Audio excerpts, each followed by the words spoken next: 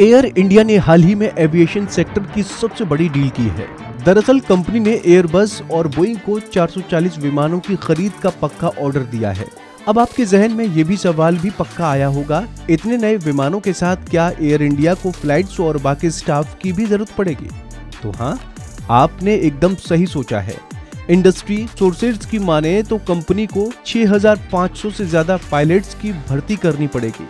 ये भी साफ है कि इन विमानों के लिए जरूरी अन्य क्रू मेंबर्स और सपोर्ट स्टाफ की संख्या तो पायलट से भी कई गुना ज्यादा होगी। एयर इंडिया की एयरबस और बोइंग से हुई डील में 470 विमानों की संख्या तो पक्के ऑर्डर की है। एयर इंडिया ने इनके अलावा 370 और विमानों की खरीद का ऑप्शन भी डील में रखा है, जिन्हें मिलाकर पूरे ऑर्डर 840 विमानों का है। यानी अगर कंपनी ज्यादा विमान खरीदने के ऑप्शन का इस्तेमाल करती है तो उनके लिए पायलट और क्रू मेंबर अलग से रखने होंगे। जाहिर है उस हालत में एयर इंडिया का भर्ती अभियान और भी बड़ा हो जाएगा। एयर इंडिया के पास फिलहाल 113 विमान हैं, जिन्हें उड़ाने के लिए उसके पास करीब 1600 पायलट्स हैं। जानकारों के मुताबिक पिछले कुछ अरसे में कई बार ऐसा हुआ है जब बेहद लंबी दूरी की उड़ानें क्रू मेंबर्स की कमी के कारण या तो देरी से रवाना हुई या उन्हें रद्द करना पड़ा। एयर इंडिया की दो सब्सिडियरी कंपनियां हैं, जो है एयर इंडिया एक्सप्रेस और एयर एशिया इंडिया। इन दोनों के पास कुल 54 विमान हैं, जिन्हें उड़ाने के लिए उसके पास करीब 850 पायलट हैं। इसके अलावा टाटा ग्रुप के ज्वाइंट वेंचर विस्तारा के पास भी 600 पायलट हैं, जो उसके 53 विमानों को उड़ाते हैं। इस तरह एयर इंडिया एक्सप्रेस, विस्तारा और एयर एशिया इंडिया के पास कुल मिलाकर 3000 से कुछ अधिक पायलट हैं, जो इनके 220 विमानों को उड़ाते हैं। रिपोर्ट के अनुसार एयर इंडिया ने एयरबस को 250 एयरक्राफ्ट्स का ऑर्डर दिया है। इसमें 210 विमान A320 और 321 मॉडल के और 40 विमान 350 और 900 और 1000 मॉडल के हैं।